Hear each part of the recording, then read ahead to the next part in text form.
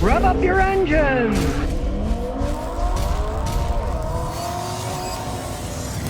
All right, people are all thinking about hybrid vehicles. They're becoming very popular. So today I'm going to show a used one that a guy just bought. Now, can you buy a used hybrid? Are you just rolling the dice? Well, we're going to start out with this 2011 Lexus hybrid. It's a V6 engine and it's hybrid. The guy paid about 14 grand for it. He is the 5th owner. Now normally you'll say, okay, there's got to be something wrong with this car. But actually it's a hilarious story because the dealer that he bought it at had sold it all the other times too. First it was a lease car, then it went through another person and another person. The last owner only drove it like 3,300 miles a year. Obviously an elderly person, you're going to find a lot of luxury vehicles you can find with lower mileage because old people don't drive all that far. Look under the hood, you can see Lexus hybrid drive. This is a V6 engine, and then it's got the hybrid battery system. Lexus has been building hybrid cars for 20 years now. The 2025s are out, and they started in 05. So they've been building for 20 years, and they know what they're doing. If you're going to buy a hybrid car, my advice is look at all the Toyotas and pick which one you like. Right? A lot of people say, oh, well, I don't like the CVT transmissions in them. This does have a CVT transmission, but it's not what you think. The normal CVTs have drums and belts and pulleys. This is an eCVT, which stands for electronic variable transmission. They run with electric motors. And anybody in the world makes good ones. It's Toyotas. Only ones I ever saw break were decades ago in some of the Priuses where the motors would short out because they weren't cooled correctly. But Toyota fixed that decades ago. These don't have any problems. It gets better gas mileage, has a little more power with the system. It's still got a V6 engine. Modern ones have a 4-banger. This has a V6. So it's got plenty of power. But it's a big vehicle. It's all-wheel drive. And realize it is not a Toyota Prius. Okay? He came over here. He got like 26 miles a gallon on the highway. And he might get 27 or 28 in town. Now that's good for one of these, but it's not phenomenal gas mileage because of the size of the engine. It's a V6 engine. This is an RX 458. Now numbers used to mean anything, but they don't. Because 450 used to stand for 4,500 cc. This is a 3,500 cc.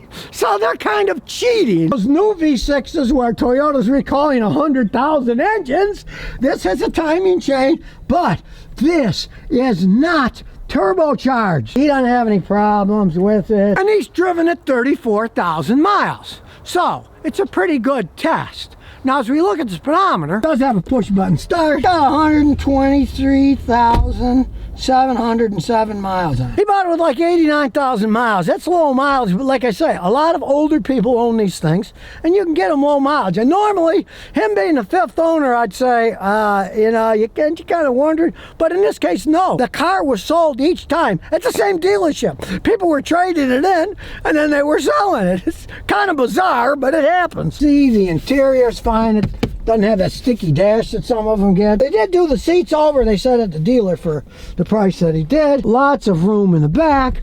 Big old sunroof if you're into that stuff, which I really don't care about myself. But it's a Lexus, so they're kind of backdated even though it's 2011. They still got a CD player, and they did modernize from my wife's Lexus. There is no tape deck. They used to have tape deck for business, but they don't. They got a CD player, but of course, you can hook all kinds of stuff like he has your phone. You don't need to use the stuff that they have, just like the navigation systems they come with. They're not that good anyways. Everybody uses their phone for navigation these days. It's got one of these early cursors. Look. Lexus kind of got carried away with these things, but you know, you can do map, you can do all kinds of stuff on it. You can turn the traction control off and check it out. This baby's got air conditioning and heated seats. Well, he wants it checked out, so here we go. We'll do a standalone diagnosis. Add the VIN number. It knows it's an RX 450H, North America, 2011. You can say I can do a gigantic topology scan, so here we go. It's doing its thing. And while we're doing it, you know, it's got the modern stuff where most people are just going to drive it because it's an eCVT. But if you want, you can put it into S, and then you can push it up and down. I'll show you.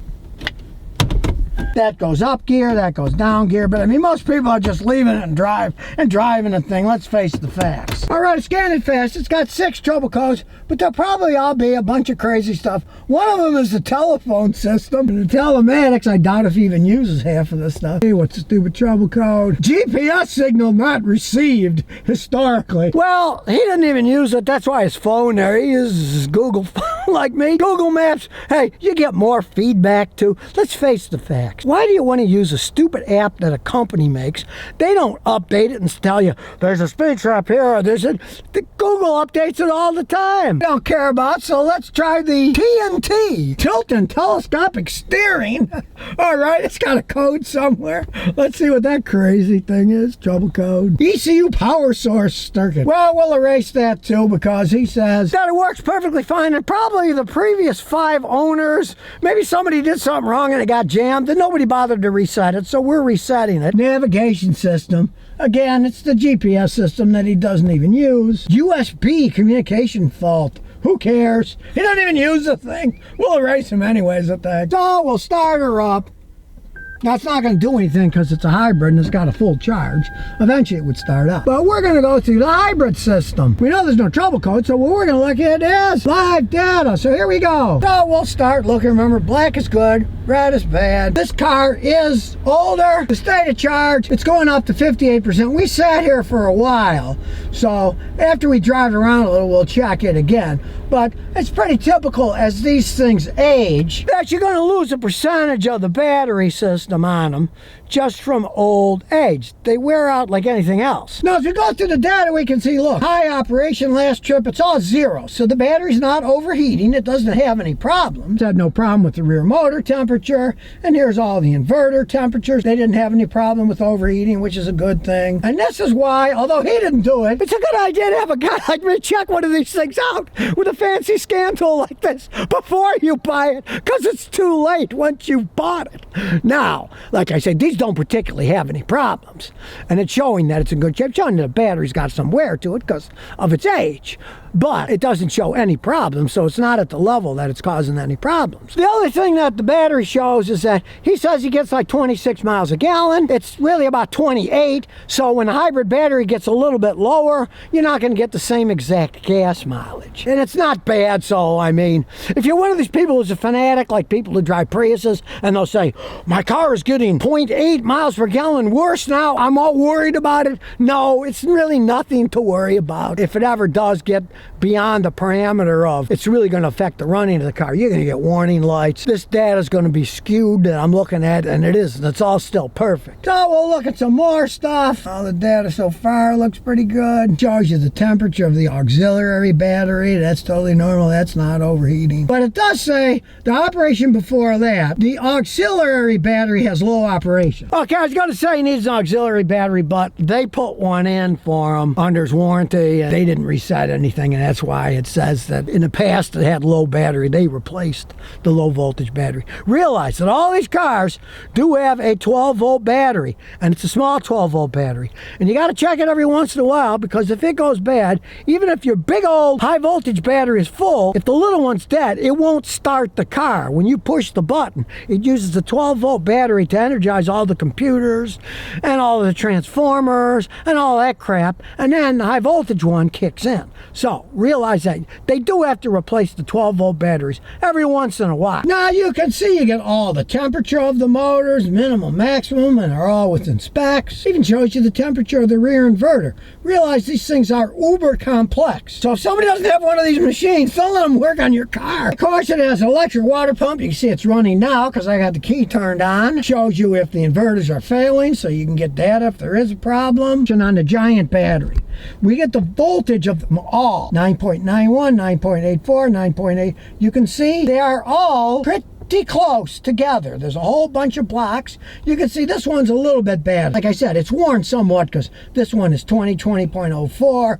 This is 19.919. It's just a little bit off. There's a little bit of wear, and you can see of all the different battery blocks. The advantage of this is, let's say somebody is looking to buy one of these, and I go through these and I see one of these things is 5 volts, 6 volts, and the rest are 19, 20. Then you know that block is going bad and that it's going to need a very expensive hybrid battery battery, which this doesn't need yet. To get all the temperatures of each battery block to see if one's overheating. You see that one's getting real hot and the others aren't, you know, there's a problem there. Now, the Toyota software is really good, so if it was a problem, it would have picked it up. But here's the thing, these things are so well made. You know how many of these I've seen go bad?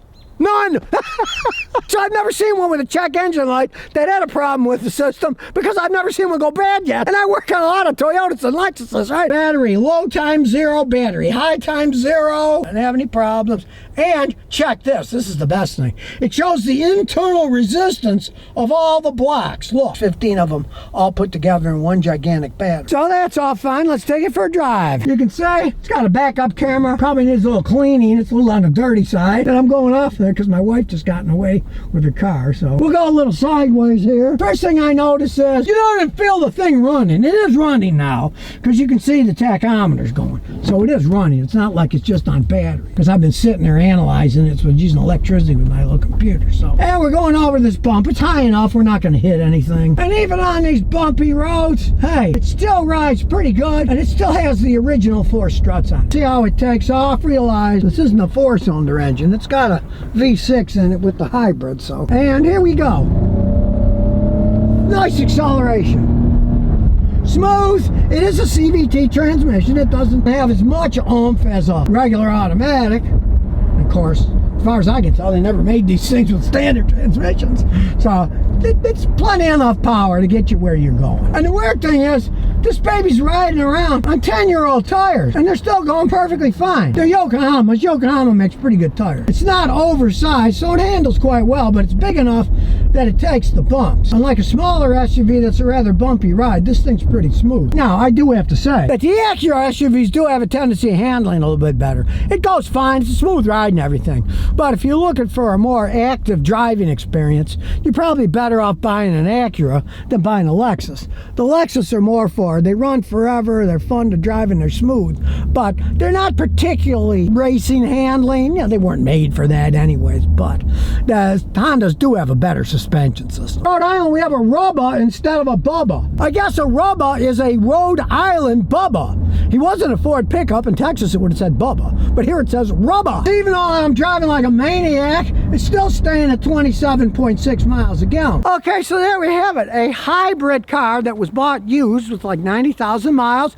He's put 30-something thousand on it, has had no problems with it, and he paid like 14 grand for this thing. So if he was going to buy a new one of these, they still make them. One, he wouldn't get the V6 engine. He'd end up with a 4-cylinder turbo, and he would pay 4 times what he paid. So he could have bought 4 of these for one of those, and you can buy an awful lot of gasoline for that big differential price, right? Yeah, you got to worry about hybrid cars. There's no ifs, ands, or buts about it. But the best ones in the world are the Toyotas. And these are Toyotas, Lexuses, made in Japan. This was made in Japan. The absolute best ones. So he only gambled with 14 grand, and his gamble paid off. He should have had me check it out first, but he's in Pennsylvania. It's a long way, right? They're not going to let you bring the car all this way to have me check it out. But if you've ever driven a car, you drive them first, it feels okay, it shifts good, and it runs good, and it starts up. Well, the funny thing was, it didn't start for him, and that's why they put that new little baby battery in the trunk,